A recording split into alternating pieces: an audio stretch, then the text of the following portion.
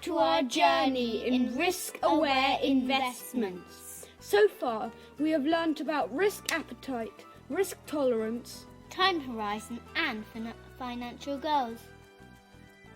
We are living in an age of mass investments. Most of us are investors one way or another, and we really are spoiled for choice today. We have all sorts of options. But let's start from the beginning. We say that we are in a bull market if investments are going well and you make money. If not, we say you are in a bear market. Bull market or bear market, every investment story starts with the creation of a portfolio. Now, a portfolio is like a box of tools that help you reach your investment goals. Like someone who's got a toolbox, someone who's got a portfolio has got many tools at their disposals to reach their goals. And in a way, asset classes are like tools. Use them sensibly and everything is fine. But be silly with them and you could actually get hurt. There are many asset classes at our disposals these days, but the main three are equity, bonds, and real estate or property. Asset class type number 2, bonds or debt. These are IOUs. Yes, you heard correctly. You can buy and sell debt. This could be debt of people, peer-to-peer lending, of companies and or of governments. Pros of investing in bonds. It's up to you. There is really a wide range of choice.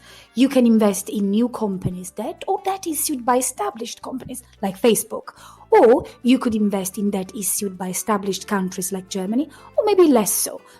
Cons or disadvantages. Issues of debt, individuals, companies or government do not always pay back their debts. When they don't, we say that the debt issuer has defaulted. The return on a bond investment or yield also depends on inflation.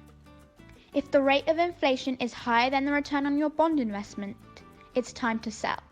It is not a good investment. Apart from inflation, the popularity of a bond investment is another factor that affects a bond's yield. For example, if you buy a bond for £100 and the bond yields £10 a year, your return on investments is 10%. Let's imagine that the same bond becomes very popular and many investors buy it. Now that this bond is so popular, the price has gone up. It's £120 instead of £100. But the bond still yields only £10 a year, which means that the return on investment has gone down to 8.3%. The higher the price, the lower the return on investment. Risk-reward balance. Bonds offer a very wide range of risk exposure. You can take very little risk or quite high risk, which means your reward, so your return on investments, can go from very high to very low. And they depend on inflation, bond popularity, and the ability to pay back investors. To recap, debt is an asset class and it is called bonds. Investors in bonds are called bondholders. Some bonds are very risky. Others can be low-risk investments. Remember, when a bond becomes popular, its price rises and so its yield falls, which means the ROI falls too. Not all bond issuers repay investors. When they do not, they default. Have you enjoyed today's class? Get in touch via social media. I hope to see you soon. Bye-bye from Cecilia. Thank you for